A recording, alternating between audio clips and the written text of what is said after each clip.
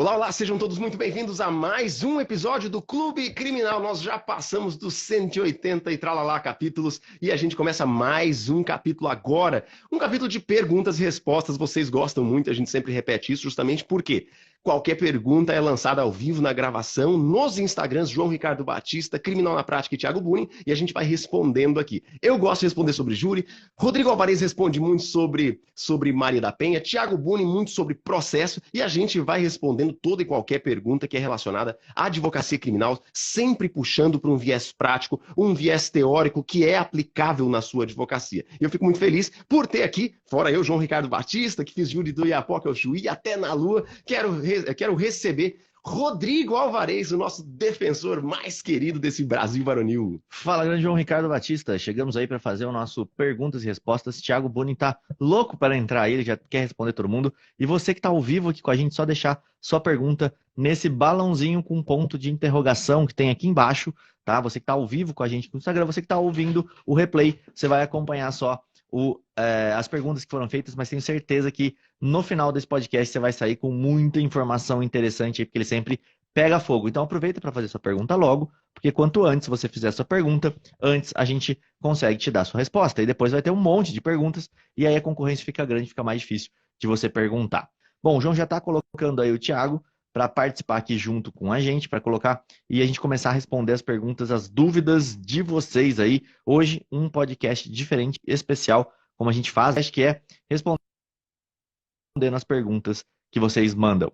Beleza, eu quero falar pro Thiago, se ele não estiver conseguindo entrar, para ele sair e entrar de novo, porque eu tô aceitando aqui, tô mandando convite e ele não tá conseguindo entrar aqui. Então entra e sai e a gente já coloca você aqui, Thiago, junto a nós. E a galera tá aqui já mandando perguntas. Eu quero pedir para que você que tem perguntas não mande no chat, justamente porque a gente não consegue acompanhar, são muitos comentários. Então manda aqui nesse balãozinho, tá? Já tem algumas perguntas aqui. E aí você que não tem perguntas, já curte aquela pergunta que mais te apetece, aquela que mais te interessa ser respondida, tá ok?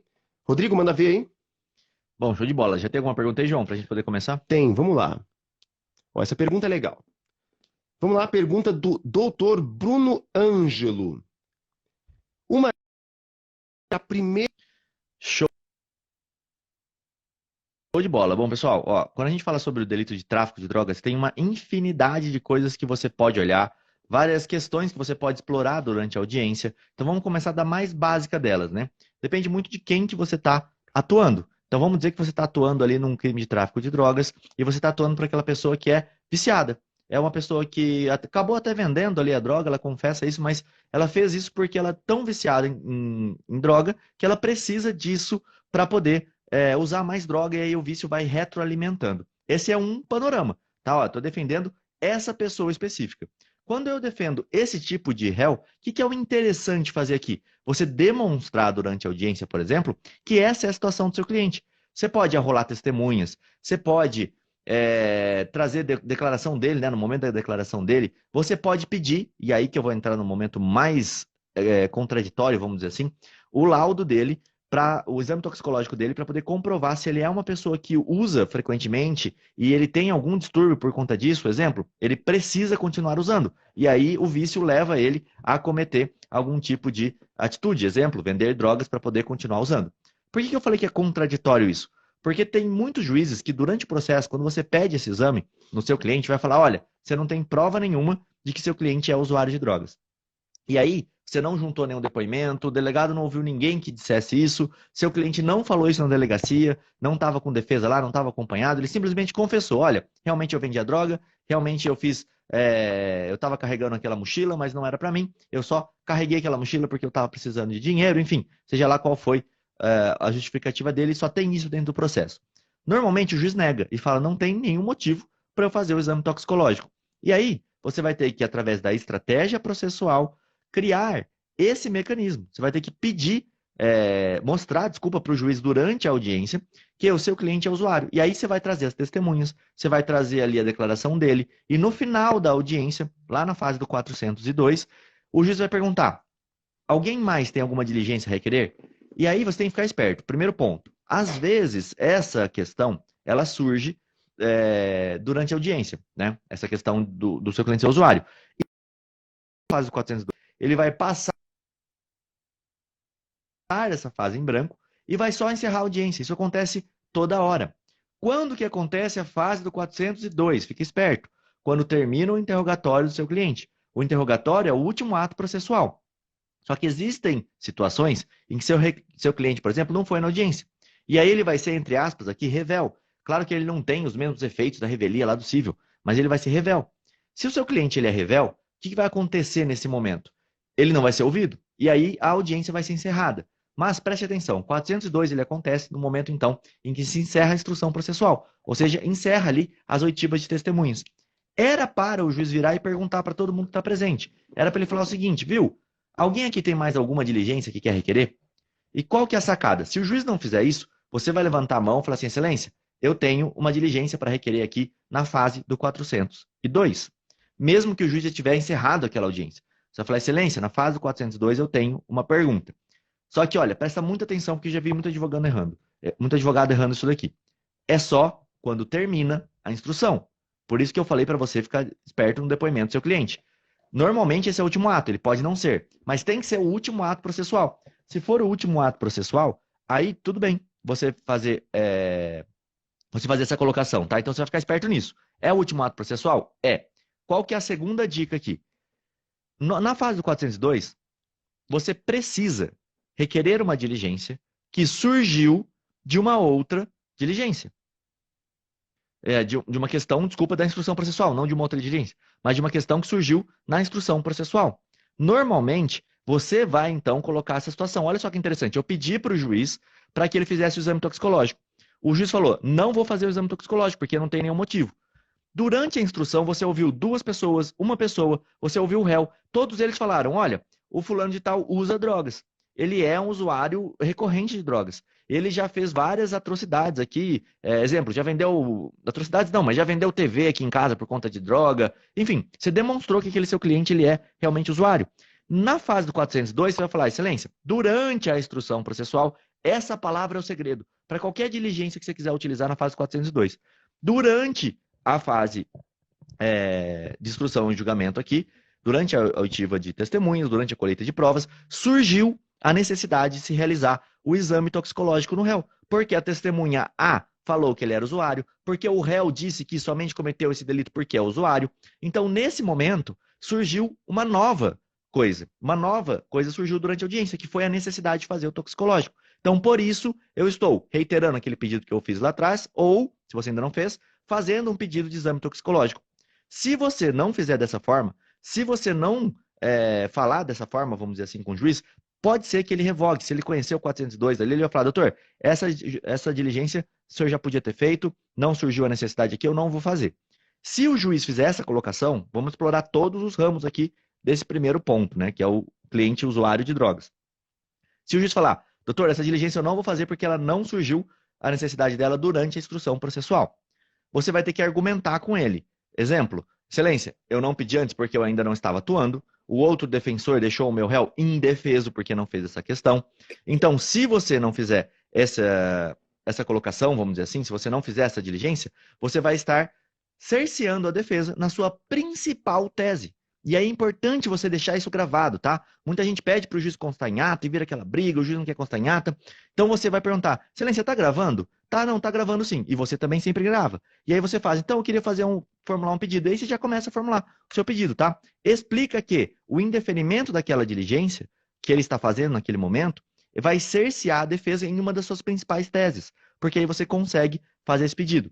Tá, Rodrigo, você falou tanto aí de exame toxicológico, mas para que eu vou fazer isso? O processo é de tráfico de drogas, o réu é confesso, não tem mais o que eu fazer, ele já falou que vai...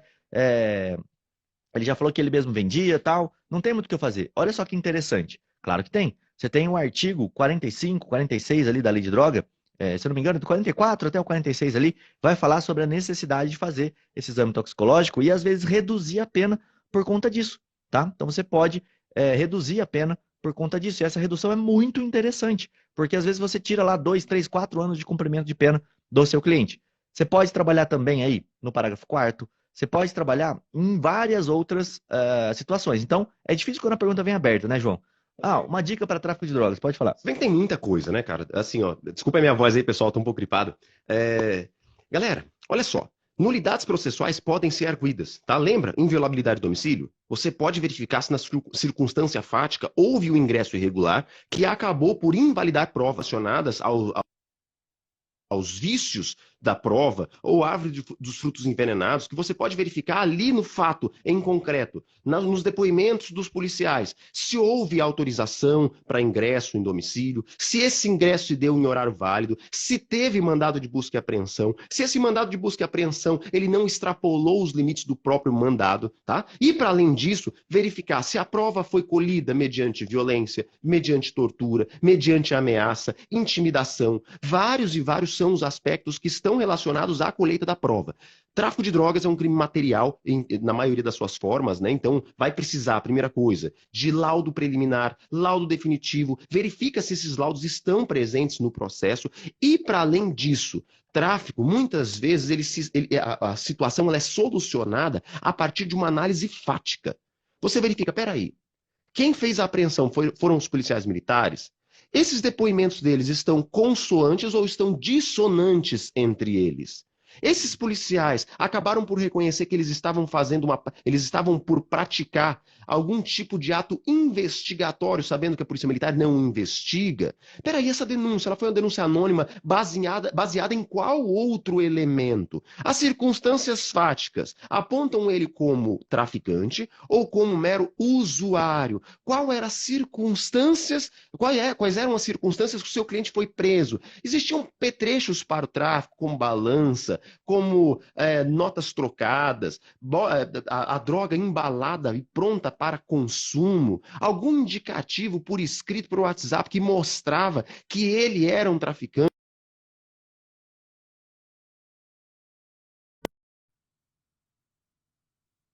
Estava ali comprando aquele seu vício, né? Então, muitas vezes, junto com os traficantes, são apreendidos usuários e aí mistura-se tudo e a gente tem condenações injustas. Então, eu acho muito interessante você, advogado, que quer uma dica sobre a audiência de tráfico, é importante você ali no momento da audiência. Primeiro, já ter estudado todos os depoimentos, e aí você vai ver as possíveis contradições. Lembrando que o próprio Código de Processo Penal ele estabelece a incomunicabilidade entre aquelas testemunhas para que as suas estratégias processuais não venham a se frustrar. Então você, advogado, vai verificar, peraí, os depoimentos dos policiais, que são as únicas testemunhas, estão idênticos. Alguma coisa tem de errado. Porque alguém cuidou da viatura, alguém entrou no domicílio, alguém fez a apreensão. E aí, muitas vezes, é muito interessante você, advogado, perguntar questões que não estão descritas ali naquelas declarações em sede policial, seja de quem for, inclusive daqueles condutores, justamente porque aquilo já está decorado. E aquilo que não está naquele depoimento, você pode perguntar com toda tranquilidade. Cor das vestes do indivíduo, como se deu a prisão, se teve ou não perseguição, como era o invólucro ou a embalagem que estava condicionada àquela droga, que tipo de droga que era, quem pesou, quem embalou, quem levou na delegacia, a quem foi entregue, ou seja, muitas e muitas perguntas que muitas vezes não estão ali naquelas declarações, podem ser objeto de perguntas, e se a verdade sair da boca deles, claro, não haverá contradições. Caso contrário, aí você pode mostrar para o juízo que aquelas declarações não são dignas de fé a ponto de ter um édito condenatório. Fiquem atentos aí, porque isso pode, de fato, dar outros rumos para a sua audiência e levar a justiça ao caso concreto. Lembrando que essas dicas que o Rodrigo, que eu, que o Thiago, nós damos, a ideia não é subverter a verdade, muito pelo contrário, é trazer a verdade, que muitas vezes está fora do processo, para dentro do processo e para que seja suficiente para convencer o juiz do que é justo, do que é verdadeiro naquele resultado final que a gente espera, que é a justiça, né? Vamos lá. Próxima pergunta. Não estou conseguindo colocar o Thiago por nada aqui. Diga. Deixa eu só comentar, tem 2 comentários bem legais aqui, que eu acho que é bem importante a gente falar sobre eles, ainda dentro desse tema, mas abrangente, né? O primeiro, que é bem sobre tráfico de drogas, foi uma pergunta da Tatiane aqui, que ela falou o seguinte, ó: não sei se seria interessante requerer a diligência do laudo após a audiência, quando constatado que o laudo toxicológico está ausente. Sim, o laudo toxicológico é legal você pedir se ele não chegou ainda no processo. Você pode pedir, inclusive, para o juiz esperar a audiência, argumentando que isso é muito importante para você ouvir essas outras testemunhas que estão ali, para você poder ouvir o pessoal. Então, seria extremamente importante que você tivesse já com esse laudo em mão. Você pode pedir até para o juiz redesignar a audiência por conta disso.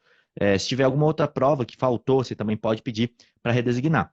Só cuidado com o laudo da droga. Esse não é interessante para a gente. É obrigação do Ministério Público juntar o laudo definitivo. Se não juntou e ele foi condenado lá no final, ele não pode ser condenado por conta disso. Só que você vai deixar isso para falar lá em apelação, tá? Não vai lembrar antes, porque aí eles dão um jeito, esse laudo aparece e é juntado no processo. Já aconteceu várias vezes comigo, aparece um laudo lá e é juntado no processo. Não sei se já tinha sido feito, se foi feito depois, mas enfim, o ideal é que se não tem laudo do exame da droga, você não deixa.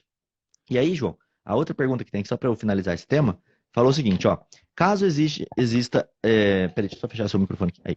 Caso exista a necessidade de realização de perícia, o interrogatório do réu em audiência pode ficar para momento após a conclusão da perícia? Olha que interessante. Eu pedi o toxicológico e eu preciso ouvir o réu sobre aquilo. Ou eu pedi algum outro laudo, algum outro exame que foi feito, mas eu preciso ouvir o réu sobre aquilo. Tem como eu pedir novamente o interrogatório dele? Tem. Anota aí, ó. Artigo 196 do Código de Processo Penal. Artigo 196 do Código de Processo Penal. Ele vai falar o seguinte: a todo tempo, o juiz poderá proceder a novo interrogatório, de ofício ou a pedido fundamentado de qualquer das partes. Então você pode, acabou o interrogatório, o seu réu falou lá, falou que é usuário de drogas, você pediu lá o exame dele, vamos supor que você precise, por qualquer motivo que seja, ouvir ele de novo.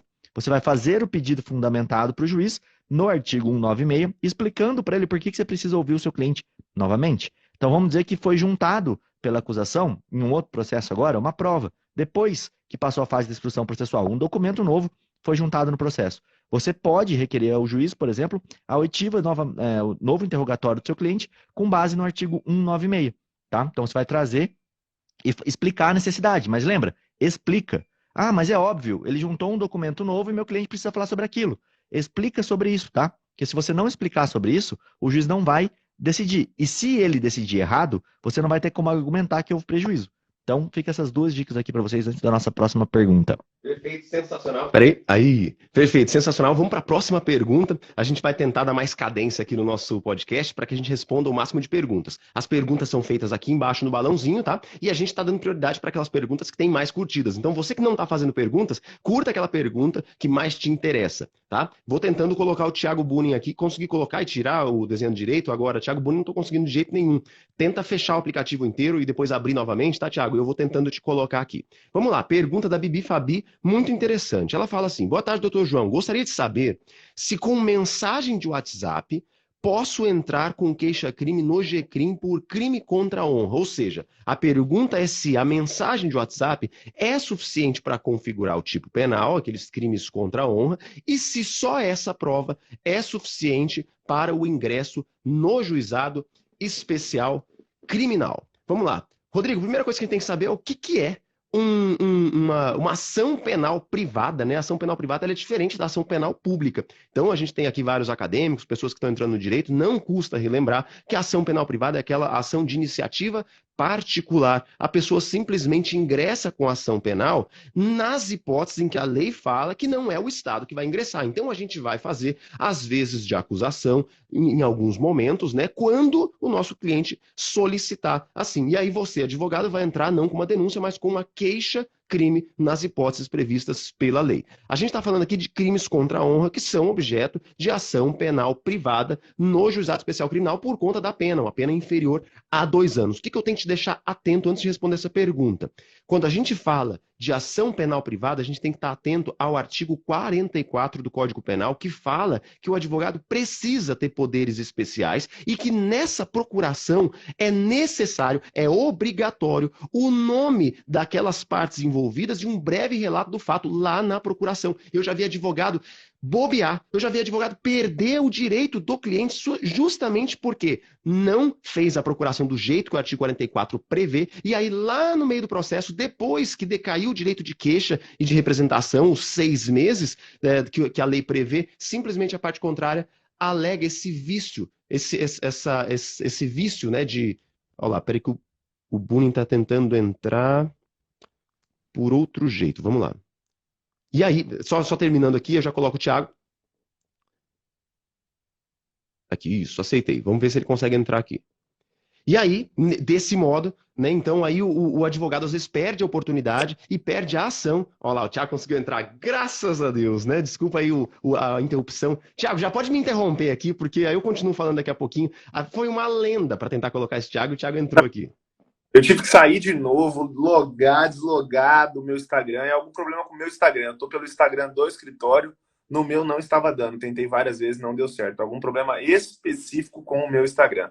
Beleza. Perfeito. Vamos lá. Então aí eu já acabo de responder essa parte introdutória, né? A ideia é que você esteja atento, tá? A ação penal privada, ela requer algumas formalidades, inclusive do artigo 44, a procuração tem que ter poderes especiais, tem que registrar o nome das partes e um breve relato do que aconteceu, sob pena de não ter poderes e aí lá na frente você se lascar, simplesmente perder o direito do seu cliente por desídia sua como advogado. Agora, deixa eu passar já para o Tiago. Tiago, a pergunta é, se só a mensagem de WhatsApp ela é suficiente para entrar com uma queixa-crime por crime contra a honra no GCRIM. João, Rodrigo, bom dia para vocês, bom dia para todo mundo aí. Eu acho que ela é sim uma prova indiciária que permite, né, entrar. Agora, com uma queixa-crime, inaugurar a ação penal só com ela é possível. Só ela suficiente para condenação? Certamente não. Mas aí os cuidados, né, da credibilidade dessa mensagem de WhatsApp, já que a gente sabe que o STJ tem uma jurisprudência pacífica de que o print de WhatsApp, tão somente, sozinho, isoladamente, não é uma prova idônea. Então, talvez aí a pessoa deveria ter a cautela de ou fazer uma ata notorial, que eu talvez não ache tão ideal, tá? Ou usar, né, o verifiquete, né, como é que é o nome, Rodrigo? Esqueci, pronunciei errado. É o Verifact. Verifact. O Verifact. Ou usar o Verifact, né, que a gente tem disponível aí pela internet. O valor é bem mais baixo do que o valor de uma ata notorial. Então, Ô, Tiago, cautela prudente. Agora uma questão mais teórica, quem sabe a gente possa discutir bem rapidamente aqui. A pergunta, quem sabe da Bebi, ela pode ser um pouquinho. A gente pode retroceder um pouquinho na pergunta e a pergunta seria: é possível a consumação do delito contra a honra por WhatsApp? Aí a resposta é sim. Então, é suficiente para discutir. O crime ele se consuma pelo WhatsApp, com certeza. É um crime contra a honra, é uma forma de comunicação. Agora, o que o Thiago está falando é um pouquinho depois. É como se comprova essa consumação. Então, acho que o advogado tem que estar atento a essas duas coisas. Se a pergunta, Bibi, for relacionada à consumação do delito, se pelo WhatsApp é possível a prática de um crime contra a honra, plenamente possível. Agora, o que o Thiago está falando é um passo depois. É como que se comprova a conduta criminosa. E até duas observações quanto à competência, João, nesse caso em que ela é praticada pelo WhatsApp, tá? Aí você tem a possibilidade de, se a pessoa que te ofendeu está em outro local, né? O domicílio do querelante, que é quem vai propor a queixa-crime, prevalece. Então é onde você leu essa mensagem e se sentiu ofendido. E também aqui, se a ofensa foi num grupo de WhatsApp, onde tem várias pessoas, e várias pessoas viram, esse crime contra a honra vai ter até uma causa de aumento, que está lá prevista nas causas de aumento gerais de todos os crimes contra a honra, lá no artigo 140 e seguintes. E olha só que interessante, né, para complementar o que vocês falaram. Eu vejo muito no meu dia a dia aqui na violência doméstica comprovação de delito através de prints do WhatsApp. Só que eles são muito mal juntados. Por quê? Porque eles tiram literalmente um print do WhatsApp e colocam isso dentro do processo, sem tomar o cuidado, por exemplo, que o Thiago falou do Verifact. Mas mesmo com o Verifact, você vai precisar mostrar, exemplo, que dia que foi enviada aquela mensagem. Se você não tomar cuidado, o WhatsApp ele não mostra que dia exatamente foi enviado.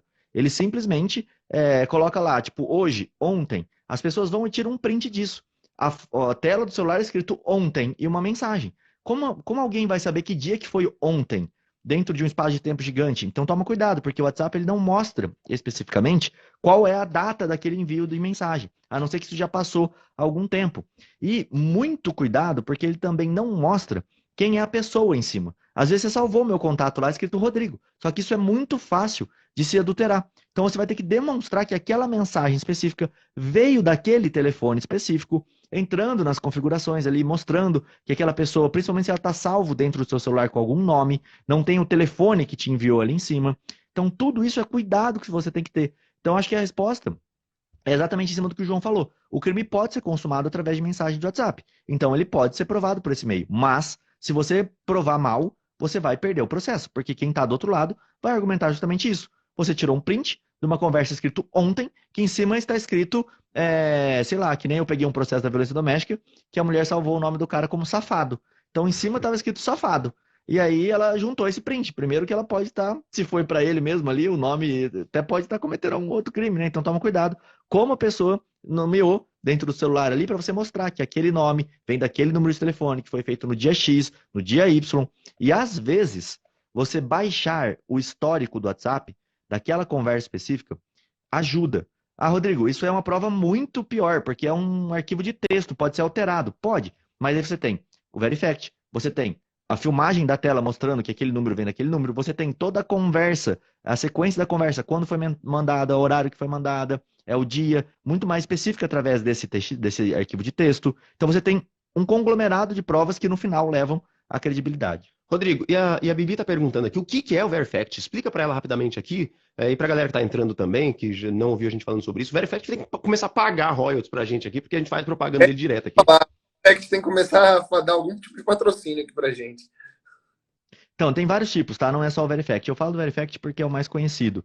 Ele é um sistema em que você entra, paga aqui uma taxa para eles, né? Entra dentro desse Verifact e aí você vê lá dentro a prova digital. Ele vai fazer um registro na blockchain, num lugar seguro, vamos dizer assim, o registro da navegação do usuário naquele momento. É basicamente isso. Então, você vai abrir ali o WhatsApp e vai navegar. O que ele vai registrar? Como se fosse uma ata notarial. Vai registrar qual foi o IP que acessou, qual foi o dia que aquilo foi acessado, qual foi a página que foi visitada. Ele te dá uma cadeia de custódia da prova. Então ele fica bem interessante. Assim, qualquer dia eu mostro para vocês algumas diligências que eu já fiz ali através do Verifact para vocês verem como que é. Eu não tenho nenhuma agora aqui para mostrar. Mas basicamente ele vai garantir a cadeia da custódia da prova e vai te dar segurança e aquele dado pode ser acessado futuramente para comprovar que eles são verdadeiros. Então ele dá uma veracidade para a prova, mas existem vários sites que fazem isso, tá? A prova digital é como você produz a prova digital de uma maneira mais segura. Perfeito. Vamos lá para a próxima pergunta. Quais os pedidos de provas essenciais a serem feitos em sede de resposta à acusação em defesa do crime do artigo 213 do Código Penal? A ideia é a gente discutir sobre o crime de estupro e saber. Opa, a gente pode falar essas palavras aqui que o Instagram ele bloqueia a gente. 213, a galera já sabe o que é aí, né? E aí a pergunta é: quais as provas a serem requeridas em sede de resposta à acusação? Thiago Buni tá balançando a cabeça, doido para falar. Solta o verbo pra gente aí, Thiago. Essa é a tipo da pergunta que tá muito, assim, muito aberta, né? Grande demais pra gente poder comentar ela, sem peculiaridades do caso em concreto e peculiaridades de um caso em concreto pela especificidade do caso, a gente certamente não vai poder comentar aqui, mas é muito difícil, né? Saber que tipo de perícia que a gente vai requerer aqui, mas dá para, assim, para a gente tergiversar, para a gente imaginar possibilidades, assim, vamos lá. Se o caso é um caso em que a denúncia está narrando que houve conjunção carnal, e não somente ato libidinoso, a conjunção carnal deixa vestígio. Então, é necessário que o laudo pericial que esteja lá no processo tenha constatado algum vestígio de estupro. Se isso não aconteceu, né, é necessário que você faça ali quesitos já ao perito. Algo muito interessante e que eu tenho adotado cada vez mais aqui no escritório. Se a perícia está desfavorável ao meu cliente, tá? Eu normalmente tenho arrolado os peritos nesses crimes em que tem laudo pericial como testemunha. Porque, gente, se ela está desfavorável, infelizmente, na maioria dos casos, pior do que está não fica. Óbvio que você tem que fazer essa análise, mas se for uma análise de pior do que está não fica, é melhor ouvir o perito para, na perícia, na oitiva dele, tentar contrapor algum ponto que lhe era desfavorável naquela perícia. Então, é muito importante arrolar os peritos, cada vez mais arrolar os experts para ser ouvido como testemunha. E aí você pode indicar também um assistente técnico, não somente para produzir algum tipo de análise sobre aquela perícia, mas também para ele ser ouvido como assistente técnico. E aí, lembrando, né, peritos, assistentes técnicos não entram no rol do número de testemunhas, tá? Peritos e assistentes técnicos não entram no rol de número de testemunhas. Você não excede o teu número de testemunhas arrolando peritos e assistentes técnicos, beleza? Perfeito. Manda bem, Rodrigo. João, eu só queria complementar um negocinho que é assim. A gente falou isso sobre oitiva de réu em delegacia, acho que aqui também se encaixa. Todo pedido que você vai fazer em resposta à acusação, ele tem que ser um sim óbvio.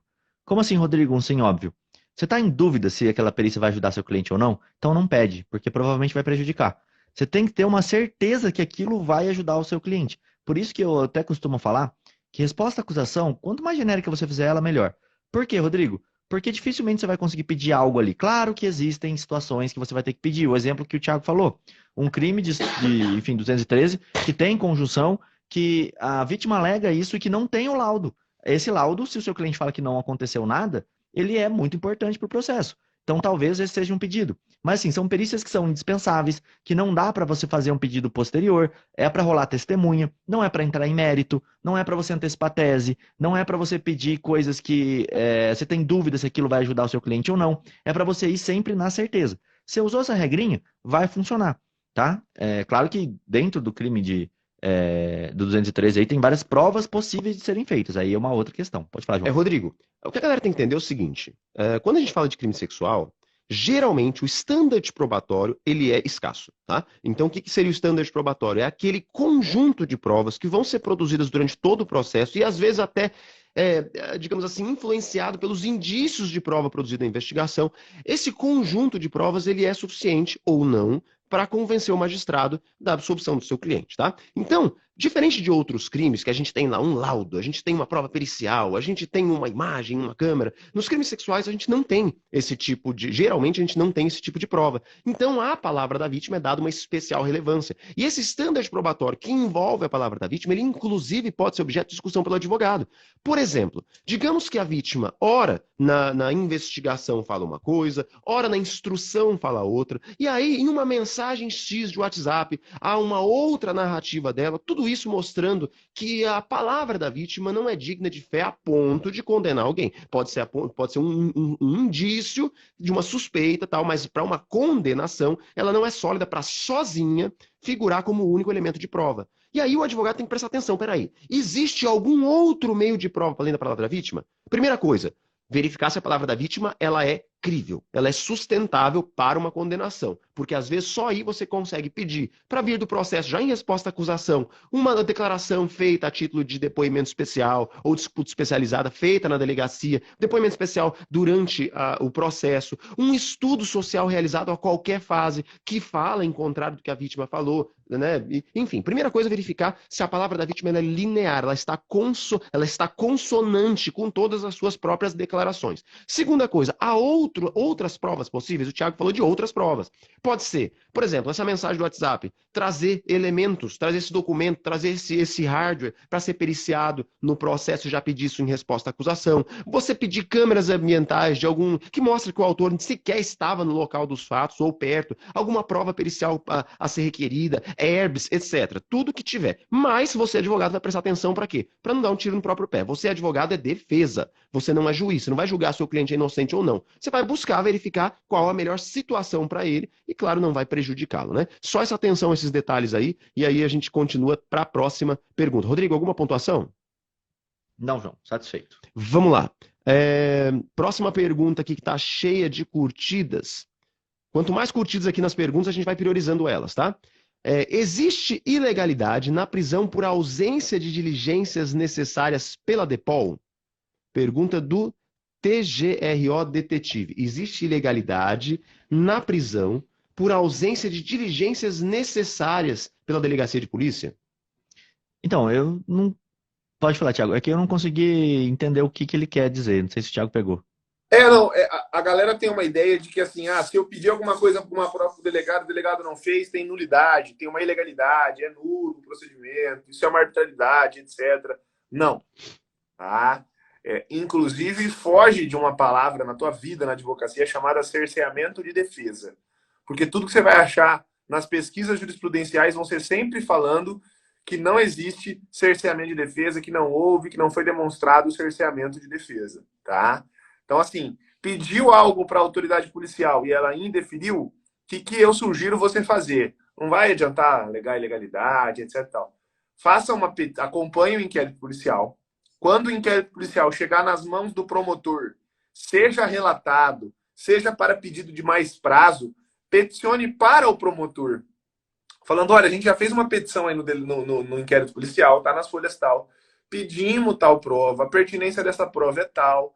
Por isso a gente requer que Vossa Excelência sugira, determinando, né, requisite ao delegado, porque o Ministério Público tem esse poder, porque é ele que fiscaliza a atividade do delegado de polícia, requisite ao delegado que ele faça essa diligência. Se o promotor mandar, aí o delegado não vai poder não fazer, tá?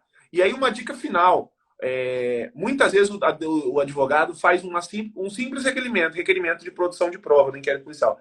Eu requero que seja produzida a prova tal. Pumba. Não vai dar certo. Na maioria das hipóteses, o delegado não vai fazer. Se você não mostrar a pertinência, a relevância na produção daquela prova, tá? Neste momento aqui, o delegado não vai produzir. Tiago, mas eu vou estar adiantando minhas teses. Não, você não precisa adiantar a sua tese. Você não precisa falar onde é que você quer chegar.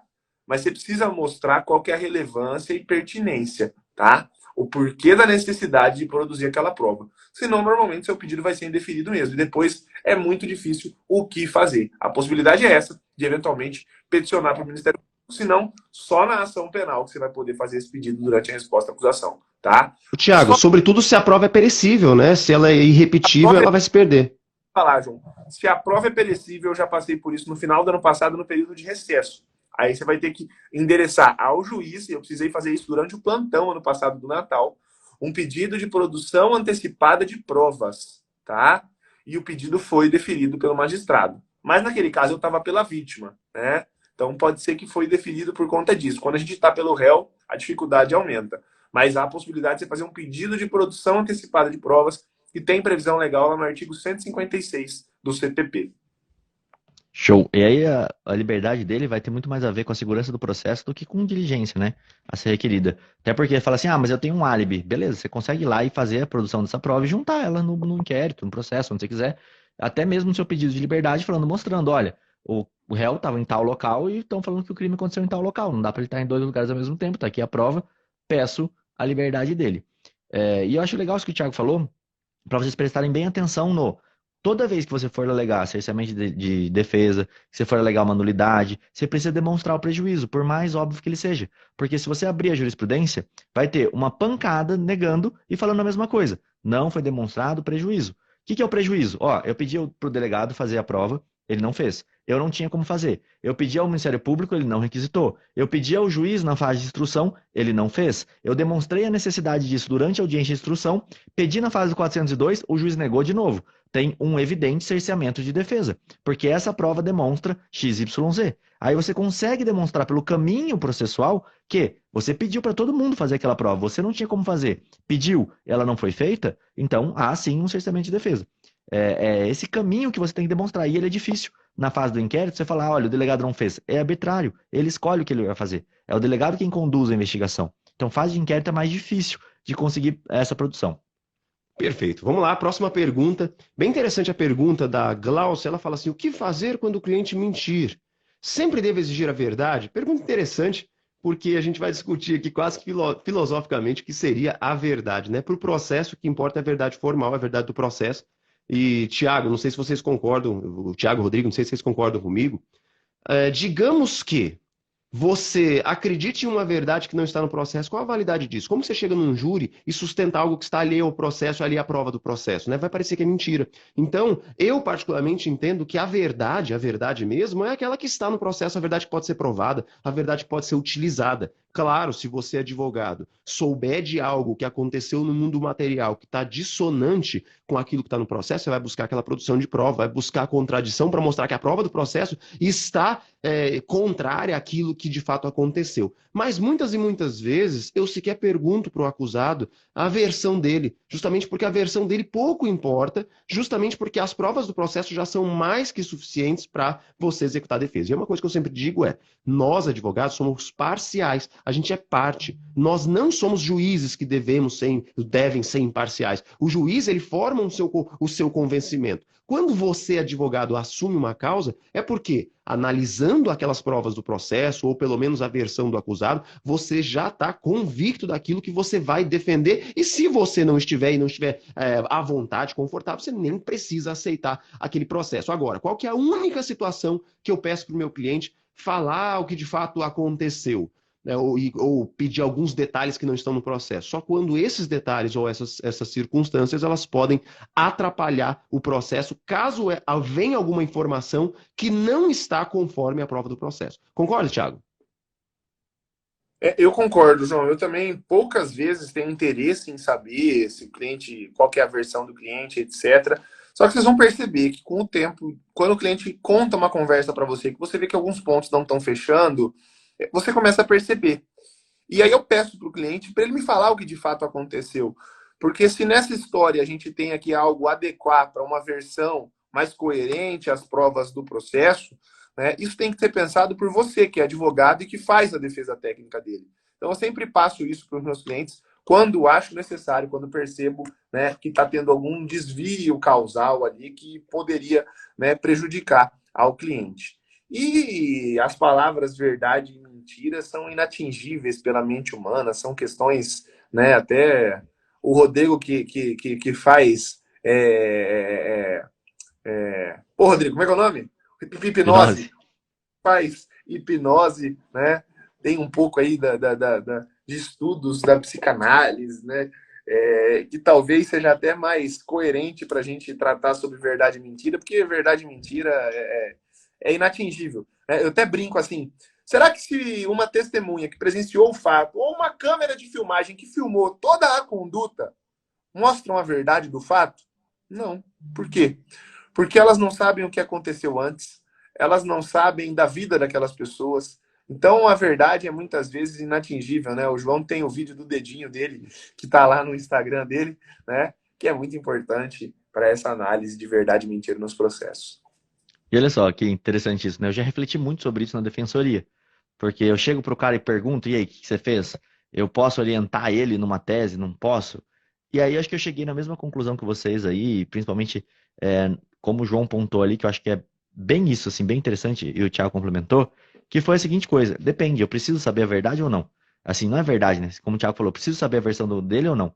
Se eu tenho um processo em que não tem prova, e que ele tá já redondinho, para eu só chutar pro gol ali, já tem um pedido de absolvição óbvio, eu já não preciso produzir nenhuma prova. Eu sei até onde eu posso ir com as minhas perguntas em audiência. Eu não preciso conversar tão profundamente assim com o cliente. Só preciso falar para ele, olha, a versão está montada dentro desses parâmetros. O jogo foi definido dentro dessas regras. Então eu vou jogar aqui dentro. E tá ótimo. Agora, vamos supor, um crime que nem o 213 que estava ali, em que você vai pedir para fazer um laudo. E esse laudo pode vir a comprometer. Vamos supor que existe um exame de DNA possível. Foi encontrado material genético ali junto com a vítima e esse material genético pode ser do seu cliente ou não. Você precisa chegar para ele e falar até onde eu posso ir. Porque se eu for até aqui, eu vou conseguir tal coisa. Agora, se eu for até aqui, eu posso conseguir sua absolvição. Mas eu não sei se eu posso ir até aqui. Porque se eu pedir um exame de comparação de DNA, e aí? Isso vai dar positivo ou negativo? Você não pode ser surpreendido antes.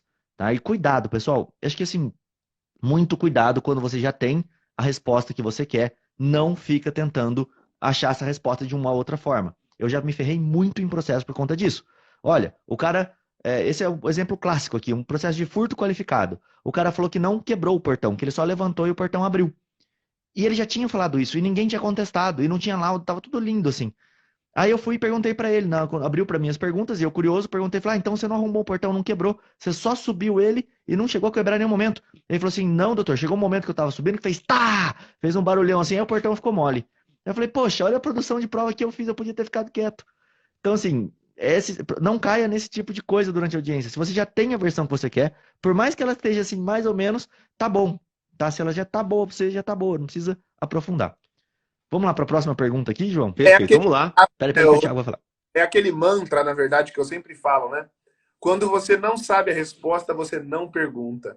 Não faça perguntas que você não sabe a resposta. Pô, Thiago, mas aí fica muito difícil, eu quase não vou perguntar nada. Infelizmente, se você não sabe a resposta daquilo, se você pelo menos não tem, né, uma presunção de onde você pode chegar de acordo com as provas, não faz a pergunta. Às vezes o advogado quer mostrar trabalho e acha que mostrar trabalho é ficar fazendo um monte de pergunta.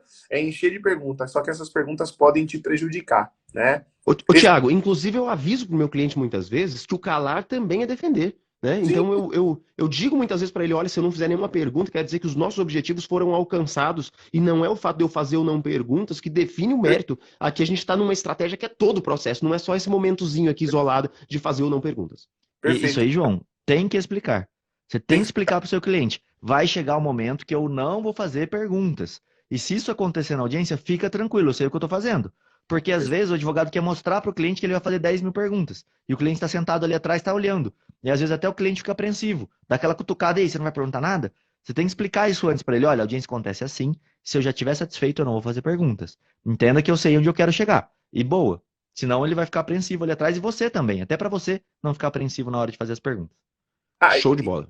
e isso é uma questão de amadurecimento, assim, na sua advocacia. É bem interessante isso, né? A gente, às vezes, se vê nessas situações. Na semana retrasada, fiz uma audiência, estamos terminando o memorial dela aqui. É muito engraçado o final do interrogatório do meu cliente. Porque eu entendi que depois dele terminar de responder a juíza e o Ministério Público, já estava perfeito. Eu não precisava fazer pergunta e corria risco de eu fazer alguma pergunta e ter algum problema.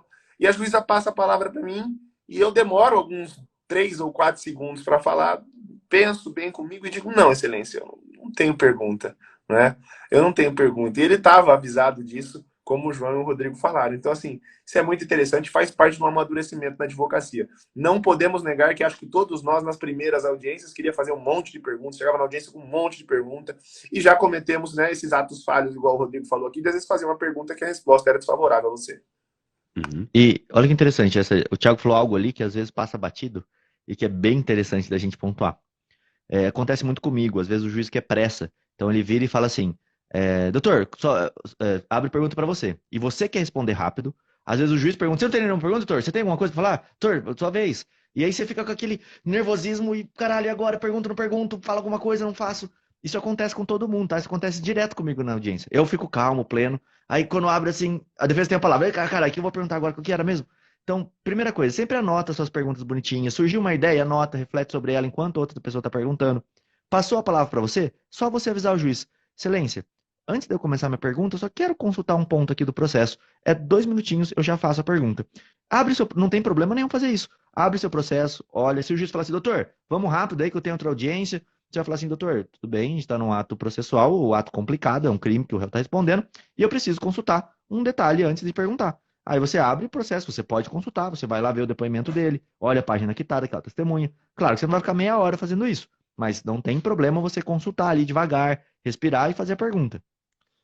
Sensacional, Rodrigo. Próxima pergunta da nossa querida Amanda Bandeira. A pergunta, só faltou vir o nome do Rodrigo Alvarez. A pergunta é, medida protetiva expedida e o casal voltou. O que fazer? Manda pra gente a resposta, Rodrigo. Show de bola, grande Amanda. Vamos lá. Primeiro ponto é, medida protetiva não tem uma regra. Então, assim, não tem... Deixa eu fechar o microfone. Vai, João, pode espirrar à vontade. Tá fechado agora. Vamos lá. Medida protetiva, ela não tem um rito certo, tá? Ela não tem algo na lei falando, olha, siga esse rito. Ela é uma aberração jurídica, vamos dizer assim. Ela é uma medida acessória que não depende da principal, ela pode ser alterada a qualquer momento pelo juiz, então a decisão que ele dá nunca faz coisa julgada, ela não acaba, o juiz pode arquivar, dar uma nova medida depois. Por que eu tô falando tudo isso? Porque pode ser que, nesse caso, medida protetiva foi expedida, o casal voltou. Primeira coisa, tem que pedir a revogação. Então, se o casal te procurou, você vai advogar pela vítima, nesse caso específico, e vai pedir a revogação daquela medida. Rodrigo, tem um crime também, e eu acho que é melhor para mim, eu vou ganhar mais se eu cobrar do réu. Então, como é que eu vou defender a vítima aqui? Posso fazer o pedido por ela? Não pode, vai dar problema para você. Então, você pega um outro advogado, passa esse caso para outro advogado ali, e fala, olha, ela precisa fazer isso, e vocês podem advogar falando a mesma língua, não tem problema aqui, mas só não pode atender o mesmo advogado às duas partes. E evita ser assim, olha, o nome do meu escritório lá em cima tá escrito Rodrigo, João e Tiago. Aí o Rodrigo tá atuando por um, João por outro, Tiago pela vítima. Vai ficar meio estranho, né? Toma cuidado para não parecer estranho. E aí, você vai entrar no mesmo local onde deferiu essa medida, com um pedido simples, uma petição, escrito assim, revogação de medida protetiva. E a vítima assinando junto com você, falando, olha, eu vim aqui porque eu não quero mais a medida protetiva, não precisa mais, nós conversamos e voltamos o relacionamento. Ou se não quiser falar que conversou para não dar uma quebra de medida aí, olha, nós vamos voltar, é minha vontade voltar com ele, e eu quero que revogue. Às vezes o juiz não revoga.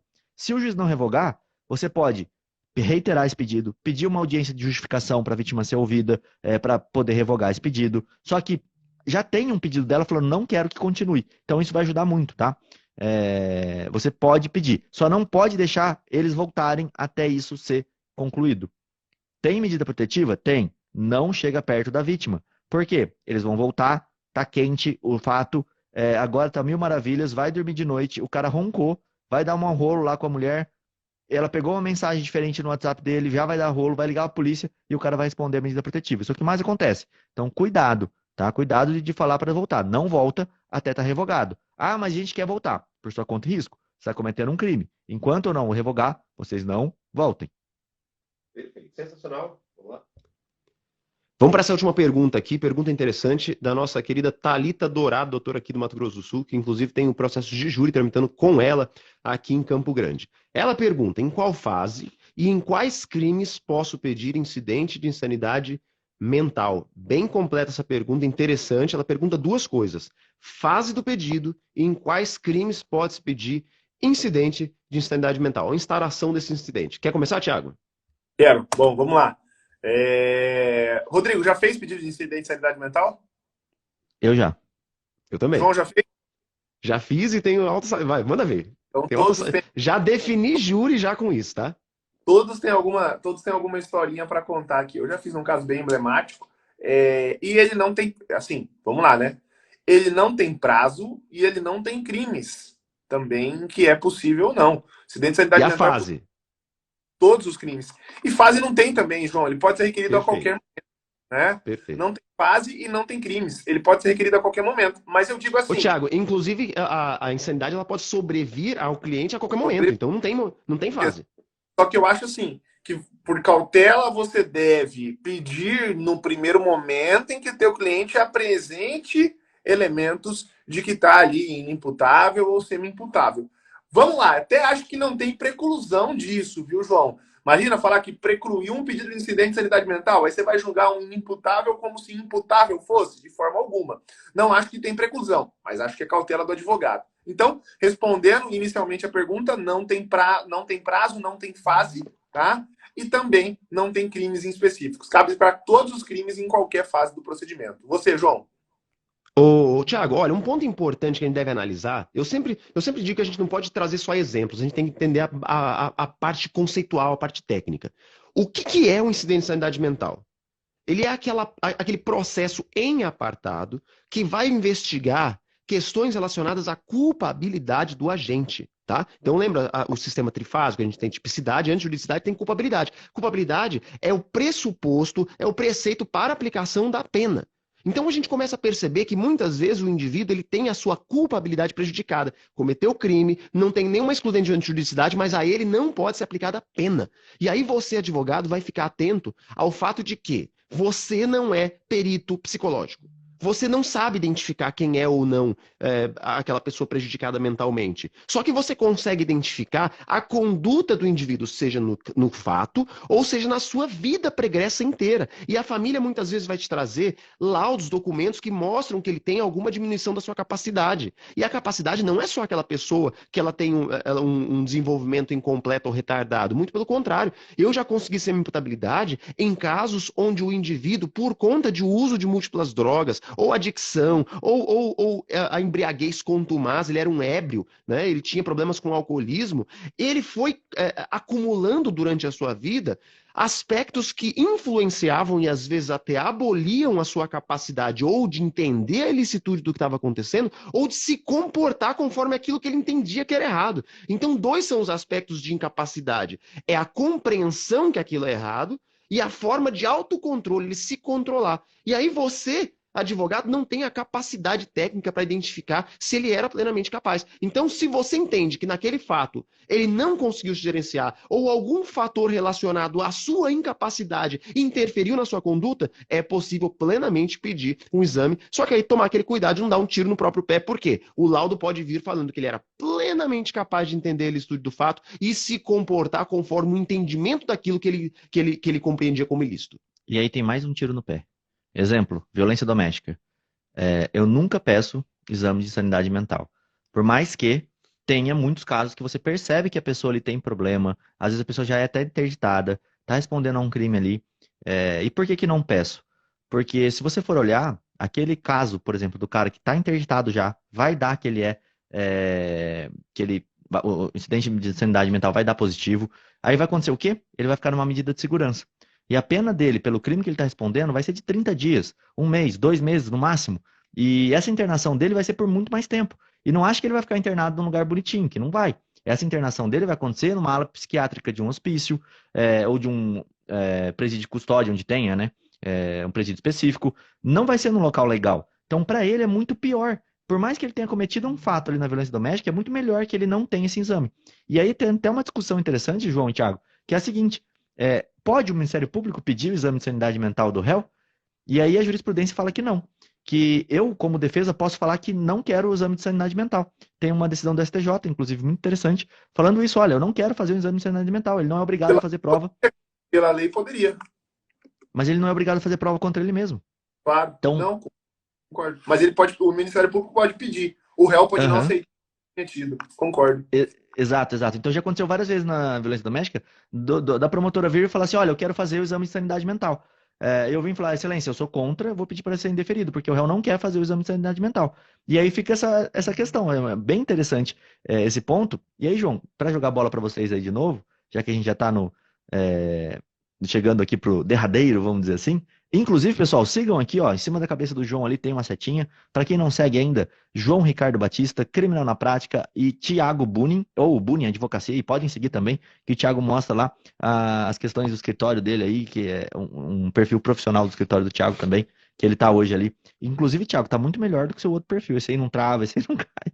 Sensacional. Mas vamos lá, deixa eu falar o que eu queria falar. Existe uma grande diferença, tá? Entre você ter o exame de insanidade mental, o exame toxicológico, que são coisas diferentes, tá? Um vai olhar uso de droga, o outro vai olhar doenças, né, relacionadas à parte mental da pessoa, e o outro que todo mundo confunde, que é o exame toxicológico que faz no sangue. Aquele exame que você tira sangue do réu para ver se ele usou droga. Isso é outra coisa completamente diferente. São coisas diferentes para situações diferentes, tá? São 3 exames completamente diferentes. Um é o que você tira o sangue da pessoa para ver se tem uso de droga. O outro é saber se ele tem capacidade, se ele consegue se orientar de acordo com os fatos, que nem o João explicou para você, por conta do uso de droga. E o outro é se ele tem alguma perturbação mental ali, alguma doença mental que pode gerar alguma consequência para ele.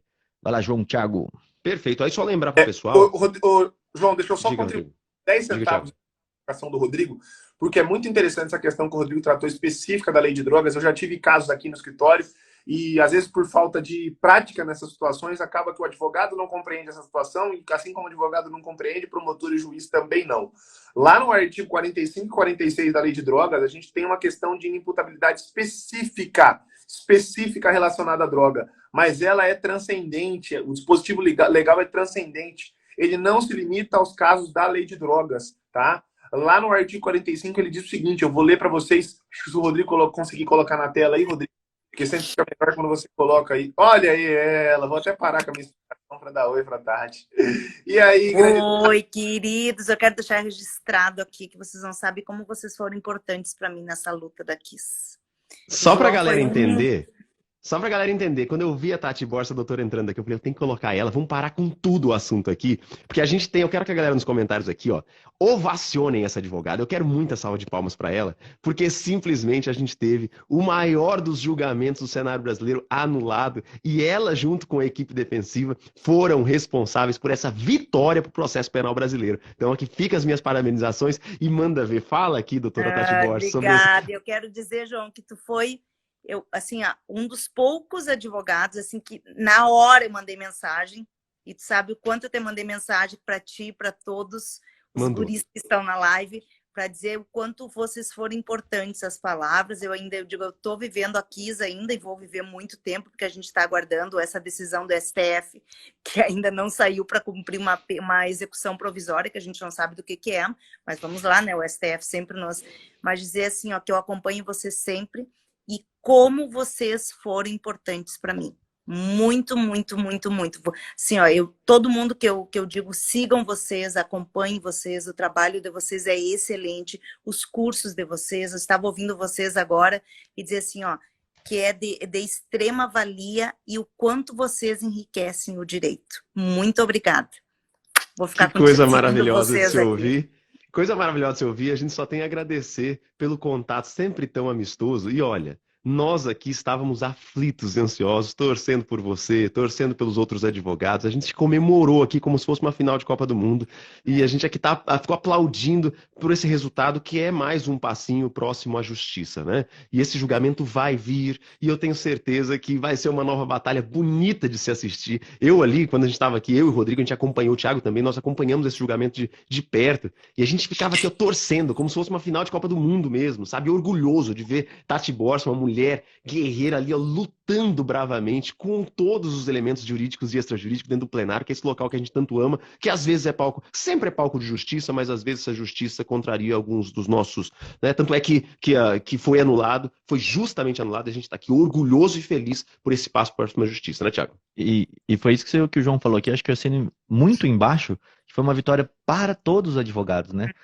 Esse caso ele é muito emblemático para todos nós, então todo mundo acompanha isso muito de perto, tudo que acontece tem uma relevância muito grande, assim. Eu tenho certeza que o STF ele não vai inovar, não vai inventar algo, seria muito fora do que ele já saiu, fora da curva, seria algo muito fora ali, se ele tomasse qualquer medida nesse momento. Então eu acredito muito em vocês, e a gente tá junto aí, que precisar, pode contar com a gente. Né, uma coisa que eu quero falar para vocês, assim, que ao final do julgamento, infelizmente, como eu disse, esse sentimento de vingança é o que prepondera.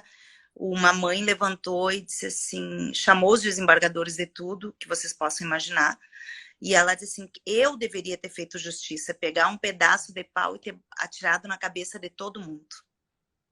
Nossa, que tristeza, né? Muito triste. A gente tem que respeitar isso, né? Eu tive com o Marcelo hoje essa semana. Até por isso eu ia dizer, Tati, que acho que também, assim, mais do que uma vitória, não é só para a advocacia, mas é uma vitória para o sistema de justiça criminal, para que bons juízes, por exemplo, vejam como eles podem, né, decidir de acordo com a lei, de acordo com a doutrina, de acordo com a melhor jurisprudência, não se atendo às vozes das ruas, que é algo que a gente vê até ministros da STF às vezes mencionar isso, né? De vamos ouvir as vozes das ruas, não se ater ao clamor dos crimes e etc. Julgar todos os casos sem olhar para a capa do processo. Bons juízes podem fazer isso e acho que o caso Kiss enaltece essa situação. Então, acho que é uma vitória para o sistema de justiça criminal e, óbvio, que a gente tem que respeitar, sim, os familiares. Quem sabe com mais julgamentos como esse, todas as pessoas, até quem esteja do outro lado, entenda que fazer justiça não é o mesmo que fazer vingança. Ô, Thiago, inclusive é impossível combater violência se utilizando ela mesma, e a voz do povo nunca foi a voz de Deus, porque desde há muito era a voz do povo que gritava em alta voz, crucifica-o, matando o próprio Filho de Deus, né? Então, assim, sejamos nós esses que vão lutar por justiça independente de chancela ou até mesmo endosso social. E eu fico muito feliz. Olha, no dia do cancelamento, da anulação desse júri, a doutora Tati mandou mensagem no meu celular, sabe, uma mensagem breve, que eu imagino aquele turbilhão de mensagens, ela tomou o carinho, o cuidado de me mandar uma mensagem. Eu fiquei extremamente feliz. E olha, saiba que o carinho de me mandar essa mensagem é um carinho, né? Conte conosco sempre, doutora. Gente, vou ficar acompanhando vocês Até aqui, mais. vou almoçar. Beijo. Muito obrigada pelo carinho. Galera, tchau, tchau. sigam aqui a doutora Tati, tá? Siga a doutora Tati aqui, ó, Tati Borsa. E até o próximo. Queridos, beijo. Até o nosso próximo capítulo com essa maravilhosa participando aqui. Solta a vinheta, Rodrigo, pra gente finalizar o podcast. E vocês já vão seguindo aqui, doutora Tati Borsa. Valeu, pessoal. Muito obrigado e até a próxima.